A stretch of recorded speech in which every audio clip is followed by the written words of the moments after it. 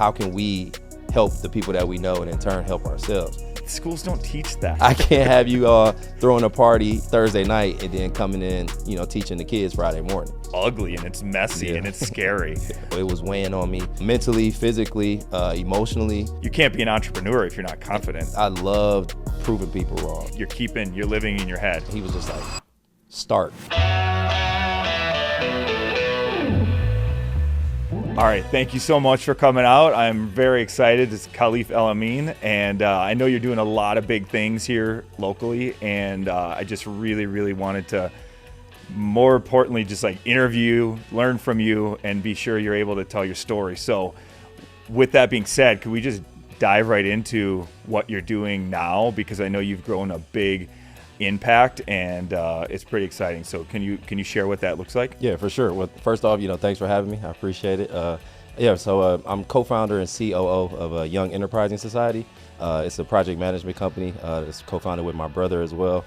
And what we do is we focus a lot on education and entrepreneurship. So we have a S.T.E.A.M program. So through our S.T.E.A.M program, we've taught over 5,600 students in 8 different states through that, and then we run what's called a business accelerator called the Blueprint, which is for adults with tech startups. Wow! So two things that are very interesting to me. Mm-hmm. Could you share what the S.T.E.A.M acronym is first? Yep. Oh yeah, for sure. Yep. So S.T.E.A.M is science, technology, engineering, art, and math. So when we started that program back in 2013, we always intentionally included the art, because you hear a lot of STEM. Yeah. But we know that art is one of the purest forms of creative expression. So, and that covers, a wide spectrum of different, disciplines. So we definitely wanted to be intentional about including the art ever since our, inception. I like STEAM better than STEM. For sure. So that's awesome. So focusing on that one particular, like what has that evolved into? I know you said 5,600 students over time. What does that look like today? Yeah. So, with our programming, the pandemic kind of took a hit for that. But now we run what's, more larger events rather than going into the schools and being in there, say, for a month or, week at a time. Now we just run what's called our S.T.E.A.M and Dream. So S.T.E.A.M and Dream event, that's in partnership with American Family. And they have 4 different summits across the country, and they get community partners to produce those summits. And they, for the second year, they've asked Young Enterprising Society to produce it. So, it's a very large event. We'll be hosting it June 21st at MSOE, where we're expecting over 200 6th through 12th graders, and just taking them through different activities within the S.T.E.A.M discipline, but then introducing them to other topics that can be beneficial for them. So like financial literacy, health and wellness, yoga, AI, robotics, all of that. So just everything, just giving them a lot of access and exposure for them to be successful. Cool. How long is that? A full day then? Or? It's a full day. Okay. Yep. 8:30 to 3 o'clock. And how do you get people how do you spread the word on that? Yeah. So email blast, text messaging, word of mouth, and just promotion, social media. We have a pretty solid social media following. So just constantly, sending out flyers and, just spreading the word. Okay. And what about, do you guys have like guest speakers there or big, what is the day breakdown look like? Cause I know it evolved this way, right? Cause you used to go individually mostly into schools and just do this, but now it's one big event? Yeah, so I guess I could take it back a little bit. So when we first started doing our S.T.E.A.M programming, we literally met the students where they were. So we would go into the schools, we would bring, the latest and greatest technologies, introduce them to that, and then show them how to become entrepreneurs around those technologies. So say, for instance, we go into whatever school around the area, but we would like bring a drone to the school and plop it down right in front of them, and so that they can learn about the drone. But then, they're going to learn all the pieces, but then we're going to show them, real world examples about, say somebody who's a real estate, surveyor, do you know that you can get paid, $250 an hour to survey roofs or real estate, and just giving them real world examples of how they can use those technologies.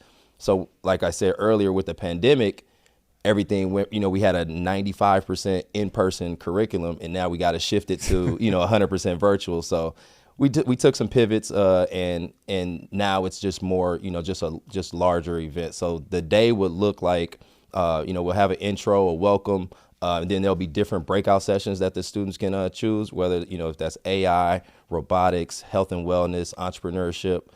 They can pick all of these different workshops to pop into, and then we have a very successful entrepreneur. I can't disclose who it is. Oh, I nice. can't disclose it right just now. Okay. But we should be releasing the press release and whatnot shortly. So yeah, so that'll be a big draw for those two entrepreneurs to come, and they'll wrap up the day as the guest speakers. Okay. Is there a cost to this? No, free of charge. And it's for, you said 6th grade to 12th grade? Yep. Okay.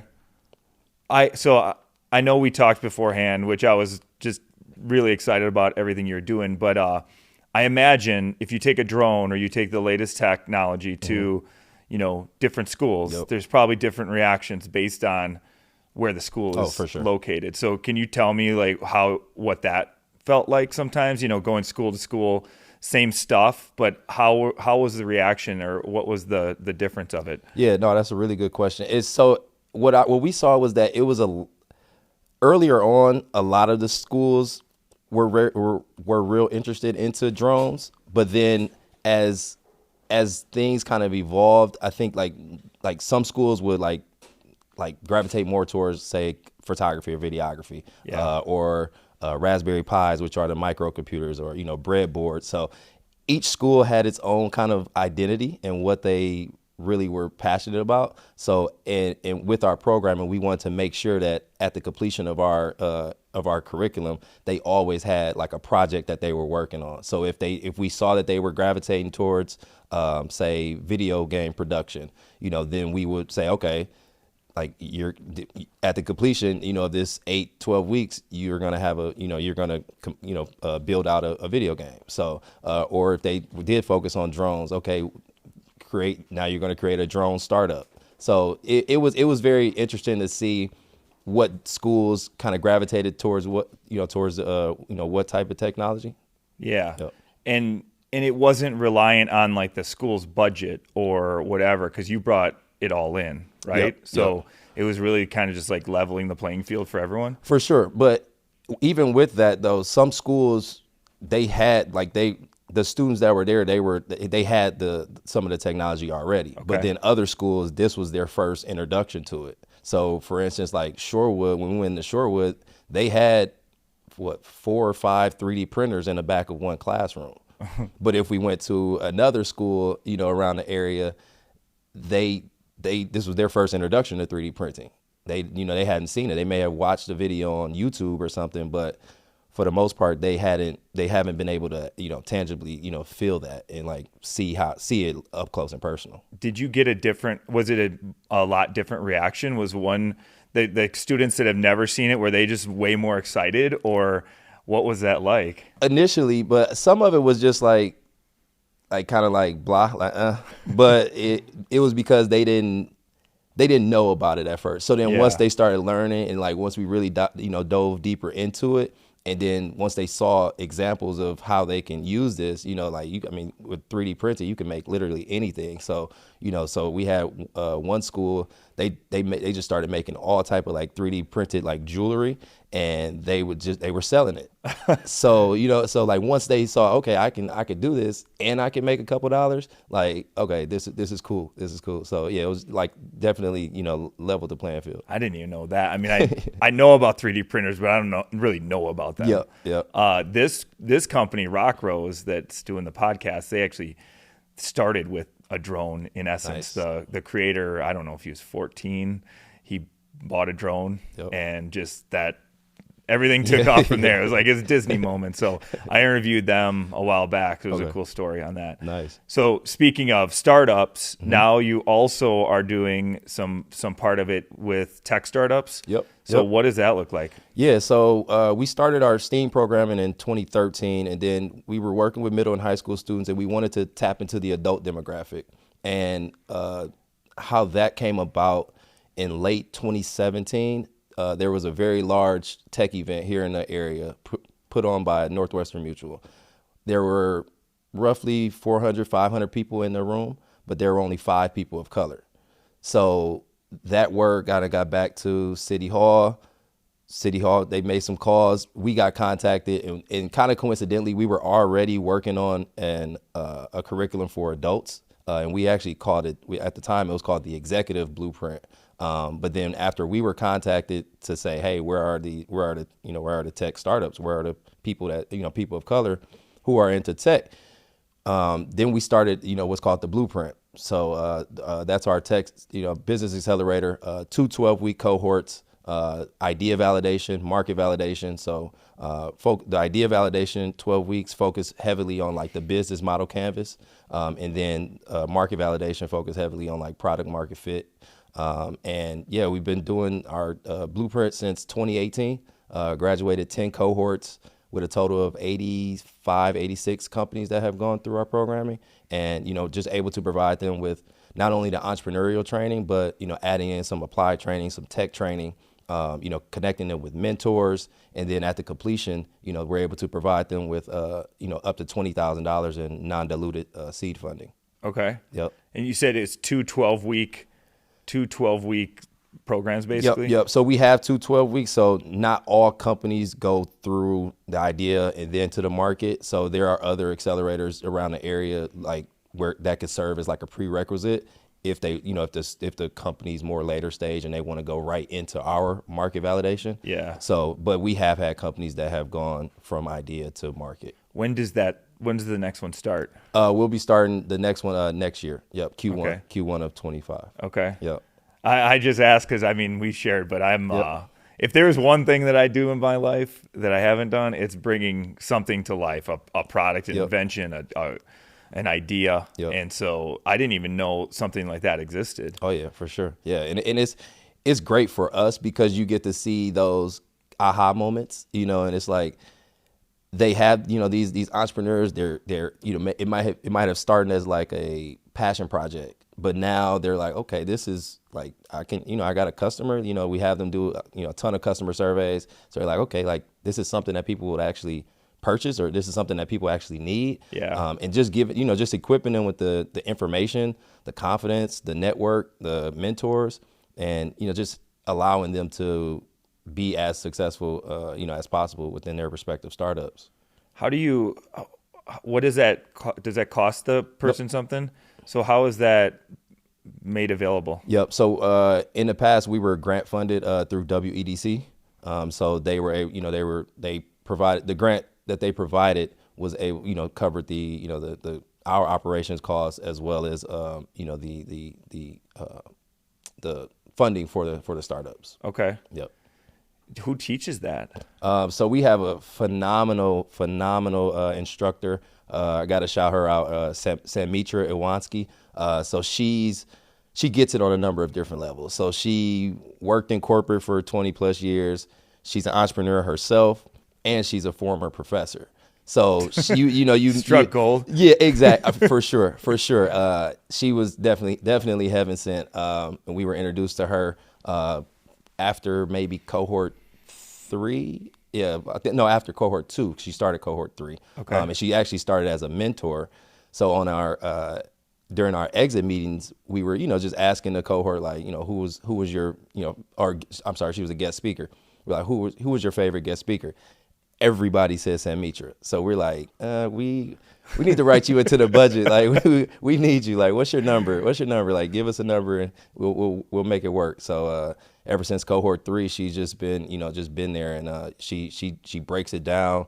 She makes it accessible, and she knows how to get to the startup. And like if there's a startup that's kind of lagging or whatever, like I can play bad cop. She can still be good cop, so to speak. So, but yeah, no, she primarily she teaches it, and just over time, obviously we're tweaking our curriculum, just to stay, ahead of the game. But yeah, no, it's been great.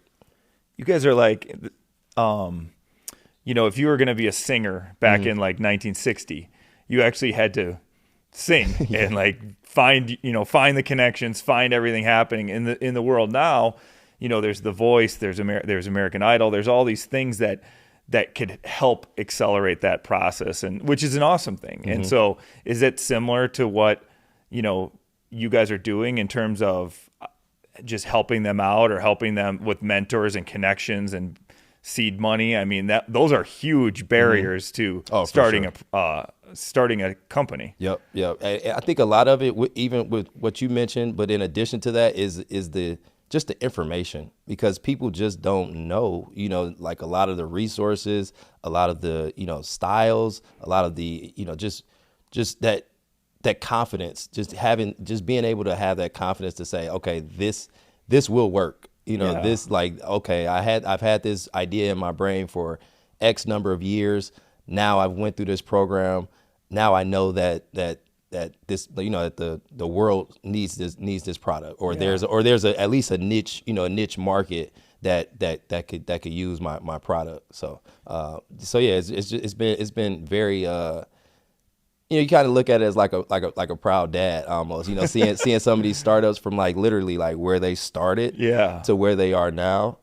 Because we've had companies come and like literally like they were like back of the napkin type of ideas. And then for them to go through a 12-week program, say, okay, now, I got my, I know my business model canvas, I know my market, my value proposition, all of the above, and then go to the market validation cohort and just still, rocking and rolling, and then, just see them kind of, take off and just have that, like I said, just have that confidence and resources and information. Yeah. It's not geared towards the individual person that has an idea, the world. I mean, it's really geared towards, like, if you look at the number of patents that are filed, the vast majority of them are from the big, multi-million billion-dollar companies. Yep. It's very rare where an individual takes the idea all the way to fruition. Yep. Because, I mean, the costs and the barriers, I'm going through it myself, and just to hire and do the CAD drawings and the engineering and all all that stuff. It's like every point of the way, it's like, okay, I got this far. I think I'll just quit. Okay, and then it's like, well, I came this far. Why don't I just keep going? Yep. And it takes a lot. So, do you ever get an idea that is like I'll say a bad idea, or that doesn't work, and you're like, hey, this probably won't work, or do you just like go along with it? Has that ever happened? If they get selected to our program, Gotcha. they're probably at past that point. Yep. But yeah, we have had some bad applications. Okay. And it was just like no, so we would just put this one to the side. Yeah. But so it's an application process. Yes, for sure. We'll get that in. Where do you go for that? It's on our website. Yep, Okay. Yep. So you can go to www.followtheyes.com. Okay. And then it has it all on there. Yeah. Keep that handy, because you're going to need that for a lot of different things. For so sure. followtheyes.com. Yep. Cool. So now I'm curious. We got a really good idea of what you're doing now. Mm-hmm.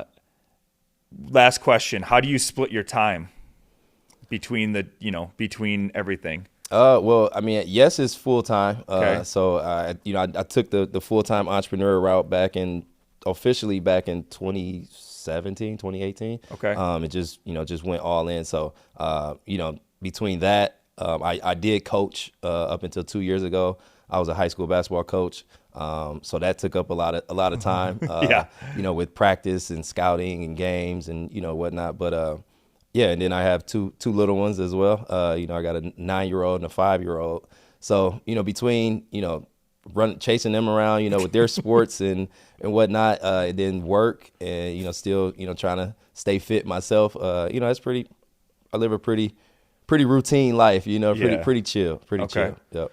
Cool. So I'm always fascinated with obviously what big people are doing.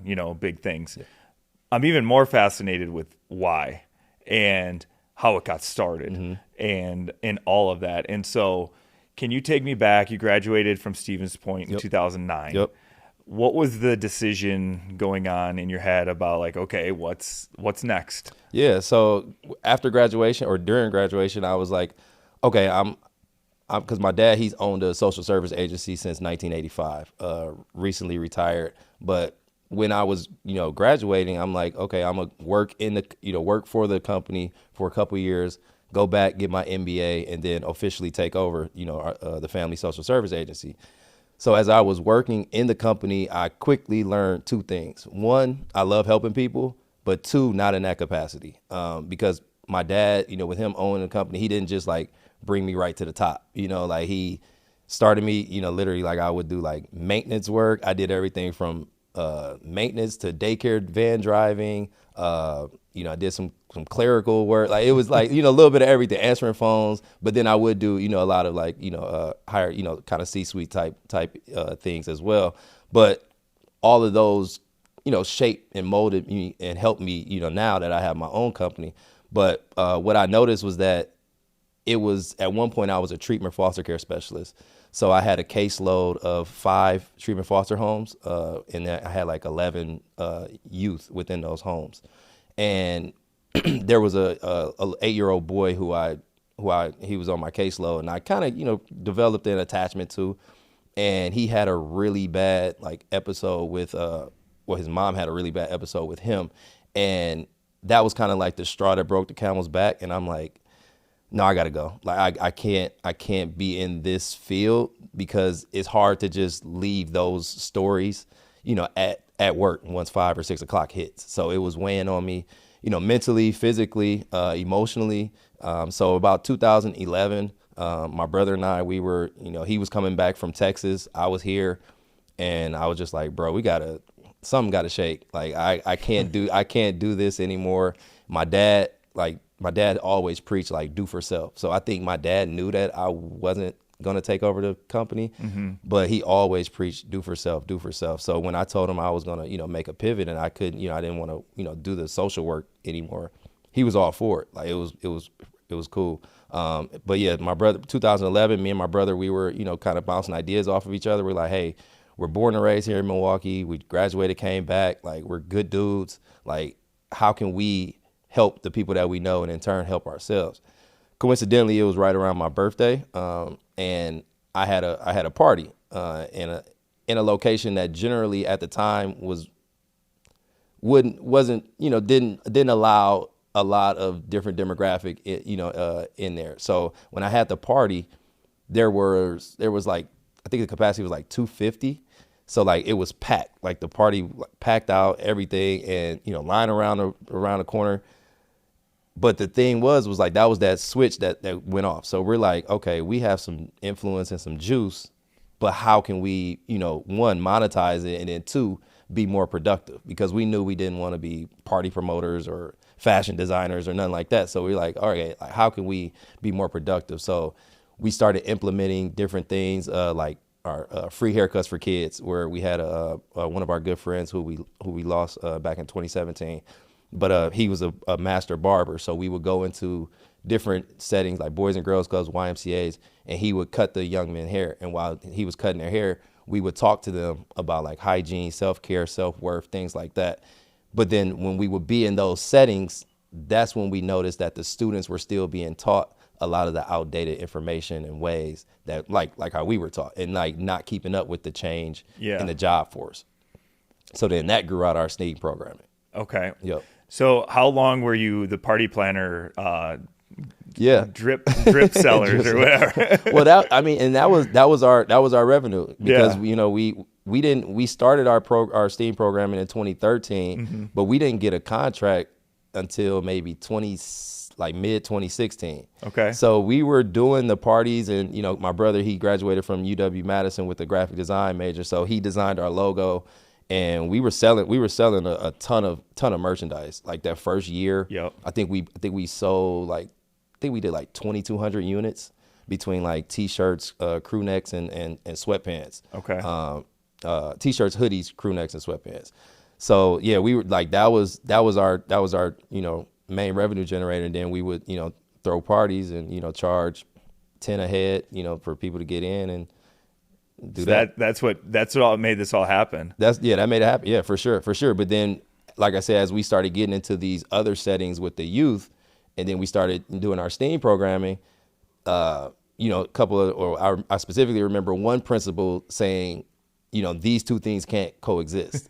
So he's like, I I've can't had have that you conversation before. I can't have you throwing a party, on Thursday night and then coming in, teaching the kids Friday morning.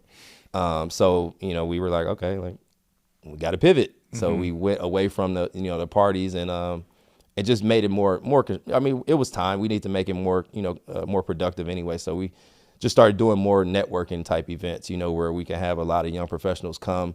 They can, bounce ideas off of each other. Maybe have a guest speaker, but just not just coming somewhere just to turn up and then go back doing whatever it was that you were doing beforehand. Yeah. It's awesome how the evolution of it, For sure. I mean, if you were 17 years old and you're like, hey, I wonder what the next 10 years of my life is going to be like, you probably couldn't have drawn that up. No, not at all. Not at all. Like, even just recapping it now, I'm looking back, I'm like, it was a lot. Like it was a lot that went in there. Like, even like we at one point we did what's called Yes Tours, where we would take a group of entrepreneurs across the country and like do a lot of our programming there. So like we had a Yes Tour to New York. We had a Yes Tour to down to Houston. So it's just all these different activations and activities that we did over the years that just serves that definitely was beneficial. I love the idea of haircuts because there's just something about, I mean, I can't speak to how women feel, but you never question like the woman's time getting a haircut, even if it's 3 hours, like go do you. But for a man or a boy, even just how you feel after, and you partnered that with just like having, conversations and speaking to them. Like that's a genius idea. Is it just because you knew the guy, or how did you come up with that idea? Yeah, no, shout out to King Rowe. That was my guy's name. And yeah, he actually came up with the idea. And we had another friend who was working out at a school on the South Side, and that's initially how we started, just going into that school, cutting the young men hair. And I know how I feel, when I'm at the barbershop, like, it's a certain type of talk that goes on at the barbershop. It's a safe space. And then even when I'm getting my hair cut and I'm just, chopping it up with my barber, it's therapeutic. You could talk, like he's almost like he's like a confidant almost, you know what I mean? So just for, some of these students that may have been, less fortunate and couldn't afford a haircut, or just got a simple haircut, King Rowe, he would give them. This was back when like the faux hawks, the little mohawk fades were popping. Yeah. So like, he would get a kids the haircut or a design in their hair or something, and just talking to them and just giving them that confidence and be like, man, like you man, you dope, you good, man, you got it, you're enough, you good. So just equipping them with that confidence, man.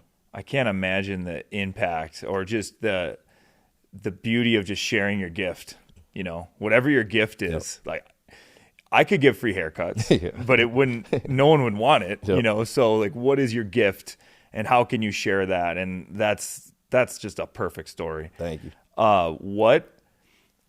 What doubts were you having? Like, when you went through all these different pivots and evolutions, and this podcast is about fake events appearing real. It's like the stuff going on in your head.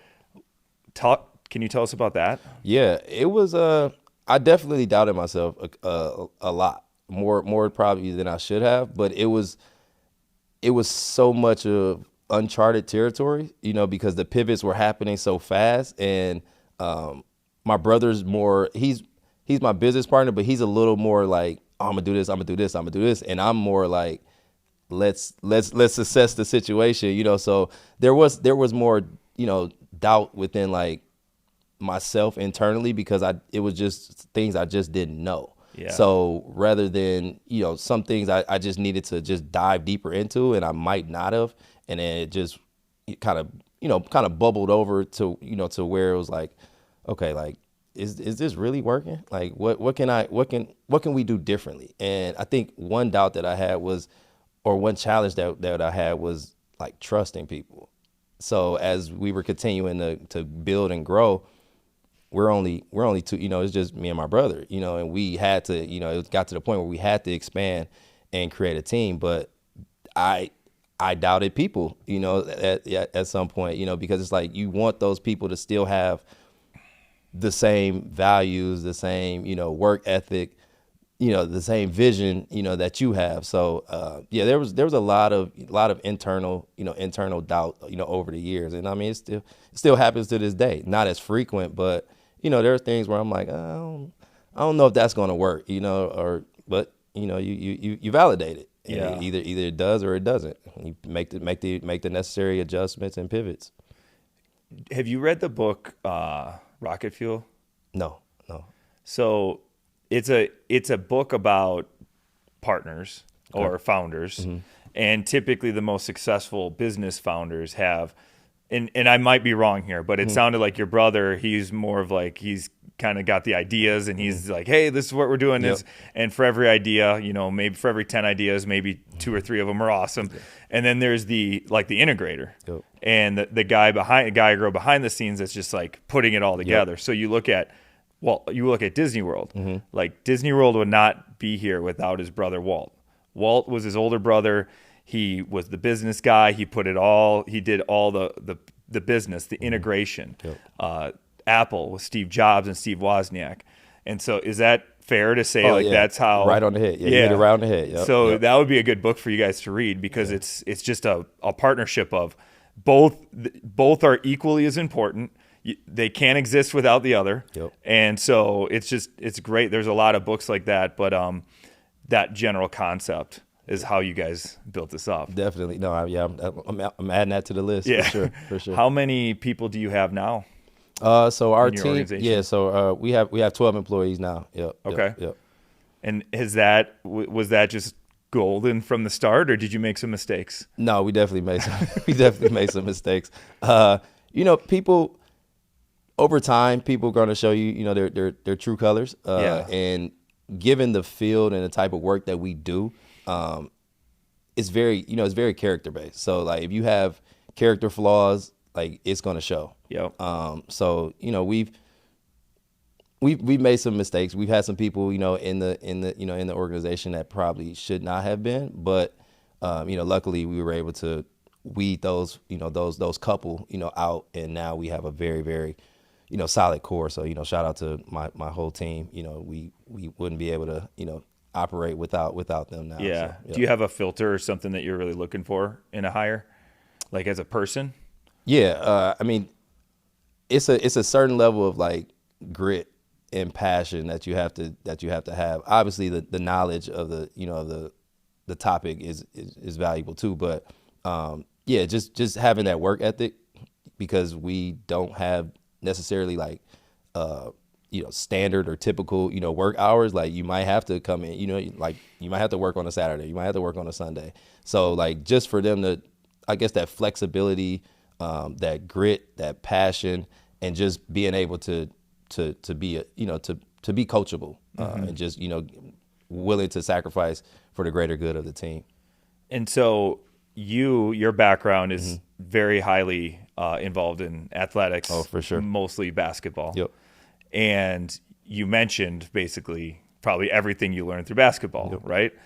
So I find it interesting too, because my background is basketball, and you start thinking about the best workers, the best, and it's like, oh, they played college sports, it's like they played sports, they did this, or they were, even if it's like cheerleading or the piano or like whatever it is they do at a high level, you're learning all the same stuff. So can you tell us about your motivation, your life in sports, and what that's taught you? Because I know you went at a very high level with a lot of success. Yeah, I mean, basketball has served as it's been a gem in my life, for forever. I started playing competitively when I was 9. So traveling, AAU. I remember going down to Cocoa Beach, AAU nationals, at 10, and I've always been short. Like I've always it's not like I grew and then stopped growing. Like I always was like progressively shorter than everybody. But like I was good. I can hoop. So I played back-to-back state championship team. I was co-captain at Rufus King High School. We won it in 2003 and 2004. And then I went to play at Stevens Point. But when I graduated high school, I was 5'2". I was 5'2", 123 pounds when I graduated. But a lot of those, kind of traits that I just mentioned, the grit, the passion, the, hard working, I had all of those. So I still had the opportunity to play at the next level. I had some preferred walk-on spots, for Division I, but I ended up choosing, a Division III school, UW Stevens Point, which was just a better fit. And then I redshirted my freshman year, and that served as a blessing because I ended up growing 6 inches my freshman year of college, and now I'm 5'8" now. So, but yeah, it just being like a part of a team and just having success and knowing what works and like being around different coaches and masterminds, it's just, I've been blessed. I've been very blessed, just through the game of basketball, the connections that are made. We connected over basketball. It's just, it reveals a lot of like your character, right? Oh yeah. You know what I mean? Like just playing pickup, like you can learn a lot about somebody just how they play in a 3-on-3 or 4-on-4, 5-on-5, pickup game. Like are they looking to cheat? Are they cheap? Are they trying to hit you with dirty moves or dirty fouls? So are they screaming at every foul or what perceived foul? Right. Are they clapping hands? Are they helping the teammates up off the floor? So it's little things that you notice, and just basketball has just always just been a huge part of my life. Yeah. Yep. And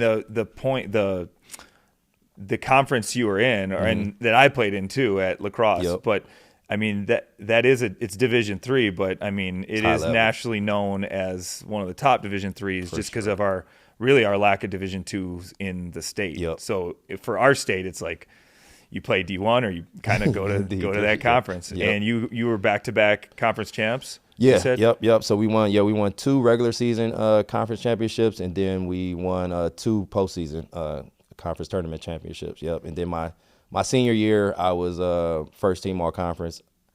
I personally think I should have won it 3 years, but my team was so good. I think we were competing for votes. Yeah. Like my sophomore year, probably I would say 2 years. My sophomore year and my senior year, I think I should have won all conference, but we were damn good. And I had a lot of guys. I was the point guard, and I'm dishing them the ball. So like when it's time to vote, they're looking at the points, more so than the assists. But I would say my sophomore year was probably my best year. I was top 5 in the nation assist to turnover ratio. So I had at one point I had like a 4.4 to 1. So like it was, that's insane. Yeah, it was we were rolling. We were rolling that year. Yeah, we were number 1 in the country for 8 weeks. Yeah. Yeah, and then Oshkosh ended up beating us during Christmas break. But yeah, we were rolling. Yeah, we were rolling. Point is, I mean, when I was there, Point was always the powerhouse, and lacrosse was not. Yeah. It's kind of shifted though. Yeah. Yeah. Now. Yep. Yeah. I imagine, and I had the opposite feeling or experience, I should say.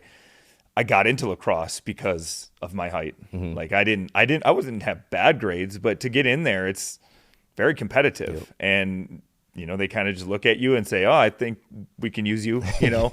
And so my experience was different, which I think hurt me in some ways because I was always the biggest. Mm-hmm. So when you're always the smallest, what did people say? Like, what went through your head? Oh, I mean, I would get told, ever since I was younger, I would get told, "Oh, you won't be able to play, a high level AAU. You won't be able, you might you might make varsity, but you won't play." And I ended up being a starter and a co-captain, for back-to-back state championships. Yeah. Oh, well, you won state championships, but you're 5'2". You would never be able to play at the next level. You're just too small. We just talked about my, college career. So like I use that as motivation. Yeah. Like I love proving people wrong. Like, it's just something that it fuels me, right? Yep. Because like when I'm working out, like I know I got to work at least 2 times as hard as the 6'2" guard.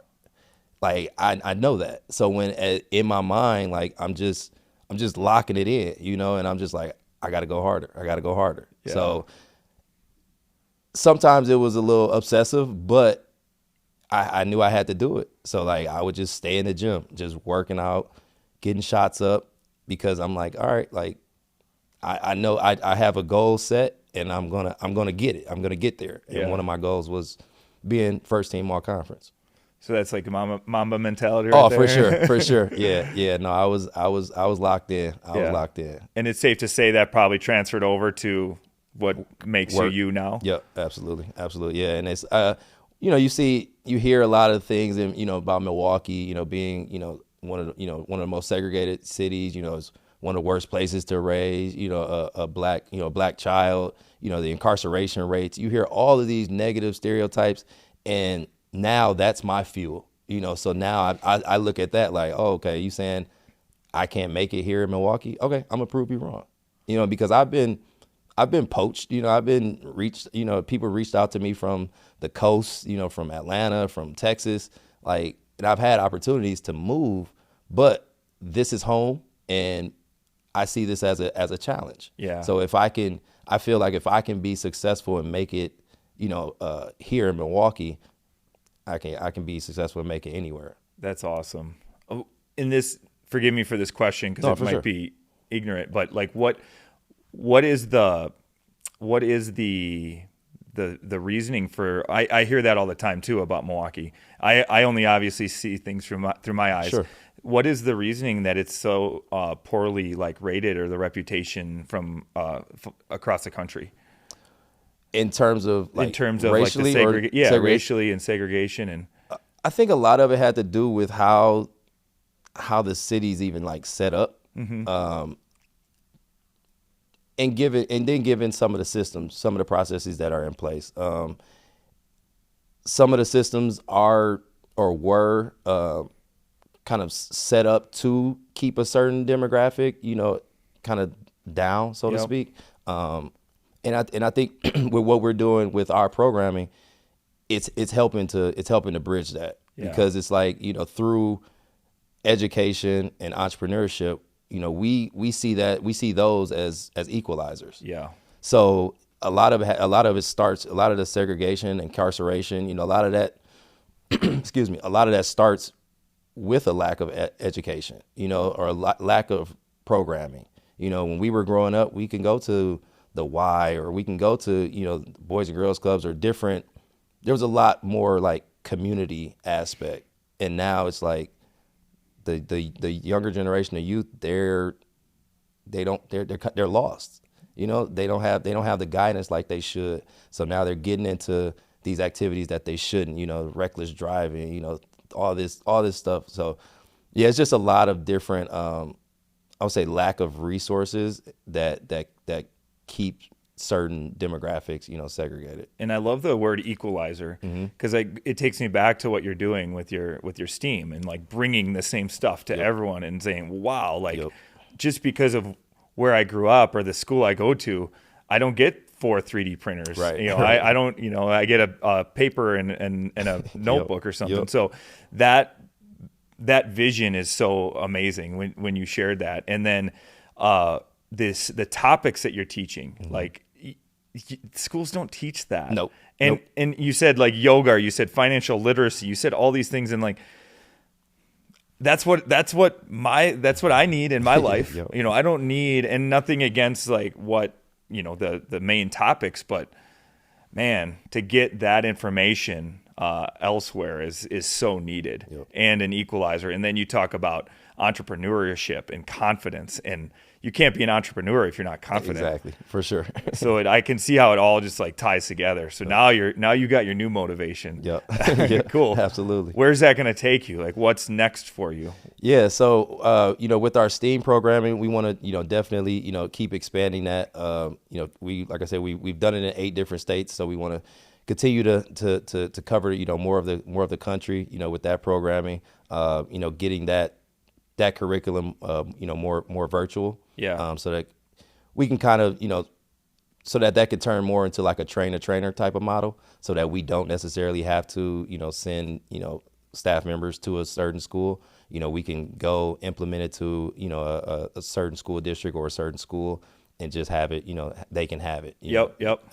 So that's that for STEAM side. For the blueprint, like I said, we're given our success with, accelerators and startups, we've been asked to produce the Summerfest Tech pitch competition this year. So that's June 26th at Potawatomi during Summerfest Tech. So we'll be doing that, and that's kind of parlaying and leading into, our business accelerator, the blueprint, which will start up, Q1 of 2025. I need info on that. I'd love to you can just go to the general public and go watch, or yep. It's open, free of charge, open to the public. You can register on Summerfest Tech's website. Yep. I didn't know about any of this. Yeah, this is awesome. Yeah, so Summerfest, I think back in 2019 they started Summerfest Tech, very small, but then over the years it's grown. And then, so this is actually our third year partnering with Summerfest Tech to produce the pitch competition. Okay. So 2022 we did it at Marne, the Art and Culture Hub down in the 3rd Ward, and then 23 we did it at Potawatomi, and then this year it'll be at Potawatomi again. Yep. So the pitch competition is kind of like the main event of the week, but they have a ton of different panels, everything from like the whole spectrum of tech. I don't want to leave anything out, but yeah, no, Summerfest Tech, shout out to Lena, our partner over there, and then got a shout out, Molson Coors as well, because they actually sponsor the pitch competition, so we're able to provide $50,000 in prize money. So first place will win, up to $25,000. Okay. Yep. So I'm definitely checking this out. Yeah, for sure. Yeah, I actually just got done, sifting through some applications. So we have a selection committee, and I did my part. So yeah, we got some really good applications. So looking forward to we'll select 8 applicants to come and pitch, in person. So we got literally companies all over the world that applied for that. Yep. Can you tell me, last question, just around your podcast? Yep. I know you've got one, and it's hot and everything. So can you do a pitch for that? Oh yeah, for sure. So I just started, not just started, but it's called Leaf with the Legends. It's a podcast that highlights individuals doing exceptional work in sports, entertainment, business, and entrepreneurship. So I had the idea kind of brewing in my head for years, and last year during our STEAM and Dream Summit, we had a guest. Our guest speaker was Wallow 267. So he has a podcast called $1 Million Worth of Game. Huge following under the Barstool Sports umbrella. And we had him come in, and the night before the event, we took the guests out to dinner. And I just so happened to be sitting, it was about 12 of us at dinner. I just so happened to be sitting right next to Wallow. Yeah. And, so I'm just kind of picking his brain, just kind of like surface level type questions or whatever. And then I'm like, Wallow, I got this podcast idea. Like, what advice would you give me, to get it to the next level? And he was just like, start. And like that, like he just kept it like that and just paused. And like I thought he was like being a jerk, And I'm like, he was just like, no, like start. He pulled his phone out. He said, everybody has one of these. Everybody got a phone. He said, this is where the content is gonna come. He said, you have to start though. He's like, nobody's gonna know about the content if you just keeping it in your head. Mm-hmm. He said, it's not gonna be sexy. It's not gonna be like, but you have to start somewhere. And like, just that word in itself, just it was very motivating. So that was the first week of August. So between August and October 10th, when I launched my first episode with Jalen Johnson, who plays for the Hawks, that was like I got everything. I got the logo. I had the social media page. I had some merch. I had the YouTube channel. So like everything just just picked up. From then. So 2 months. My favorite number is 10 too. So I launched the first episode on 10/10. So, okay. Yep. Start is the best advice that anyone could have, and if you're telling yourself fake things, it's just you're living in your head. Yep. You have a great life maybe going on inside your head. Yeah. But how do you get it out? Yep. And it's starting. Yep. And it's ugly and it's messy and it's scary, but then you just go and learn. Yep. So that is some of the best advice you could ever get. Yeah, no, definitely. Cool. And where do you go? Where do you go to find that? Yeah, so I'm on YouTube, and then you can watch it on YouTube, Leaf with the Legends, or and then you can listen to it on all the platforms. Okay. Spotify, Apple, iHeart.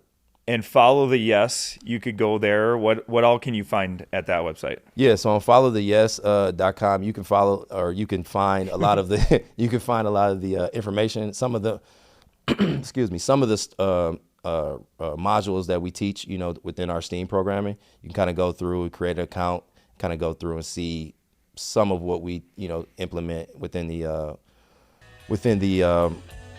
our curriculum. And then, if we got like a library of different books, you can download and read. So just a lot of it's very resourceful, just a lot of information on that page.